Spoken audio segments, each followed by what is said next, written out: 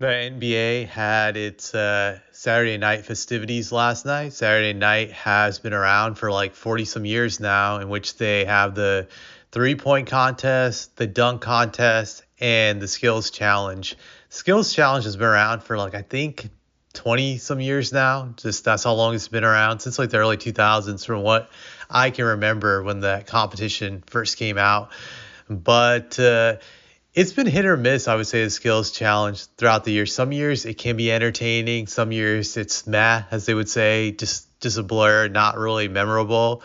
But it has its moments of being entertaining. I loved in the past how they used to have NBA legends participate in that contest with current NBA players. It was always cool to see the legends and like the current generation together working together. I enjoy those types of skills challenges when they had them. They've gotten rid of that in recent years. For some reason they no longer have legends in this contest.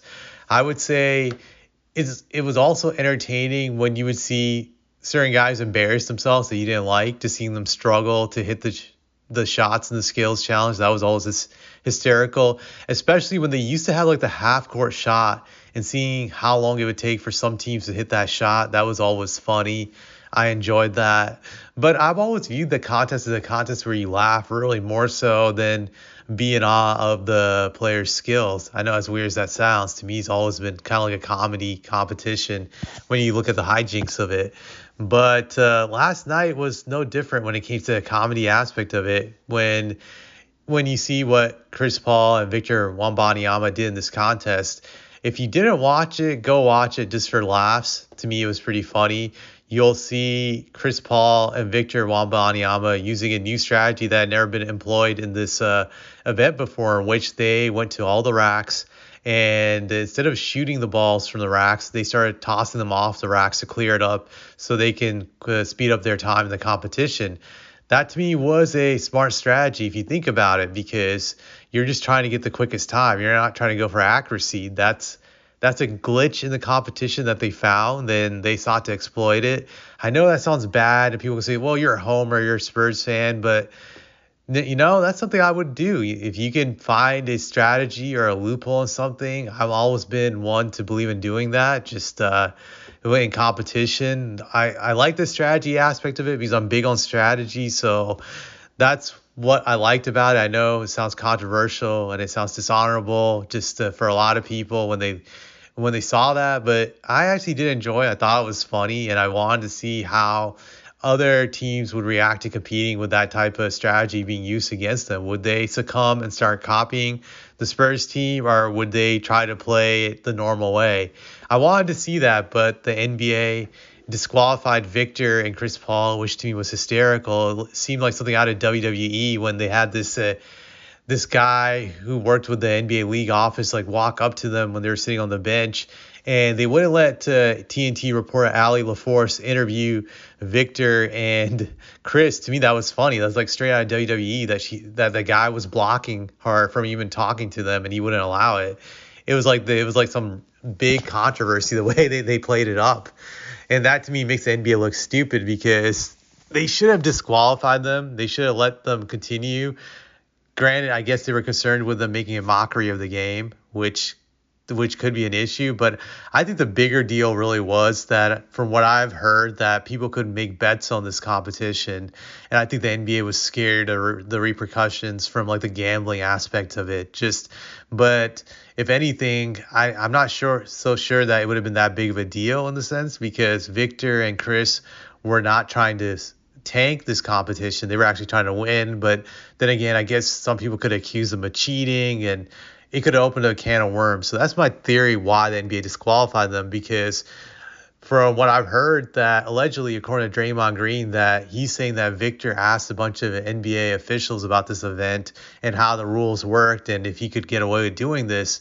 And he was asking around, and they gave him the go ahead. So if that's really true from what they're saying, and Victor has claimed, I believe, that he also did that. This was his idea solely, and that he was all for it, and believed that this could work out. So he's owning it from what I've heard. And I do think if all this is true and they did say that it was fine for him to do, and then they suddenly revoked it because they were worried about other stuff. It just makes the league look stupid.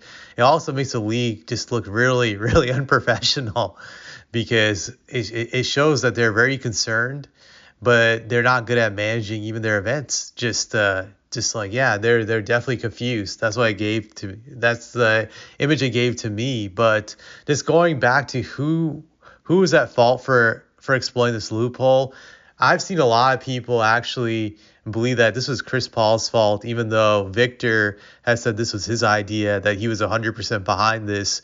But it seems like a lot of people are not believing it, and they believe this is all Chris, and this is Chris's fingerprints over it because Chris has a history of being slimy and being very petty when it comes to these things and looking for any way to cheat and get ahead.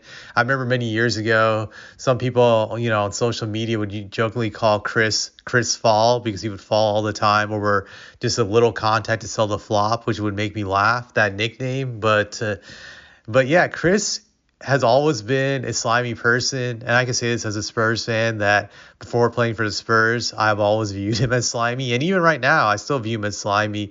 Granted, he does have good attributes in the sense if he's on your team that if you have a young team, he's good at developing younger guys and getting them to play as professionals and play organized. That's his strengths, but he also has a lot of baggage. He is slimy. He will do whatever it takes to win in a dirty manner, whether doing dirty plays such as cheap shots, trying to work the refs, flopping. And yeah, I definitely get it. I've known Chris Paul going back over 20 some years because I was in college when he was also in college at Wake Forest. So I saw a lot of Wake Forest games, especially since I grew up in North Carolina. So I remember Chris way back in the day when he was a dirty guy in college, especially when he once punched a player by the name of Julius Hodge in the nuts back when he played at NC State. And he got away with it because they had instant replay back then where they could review it.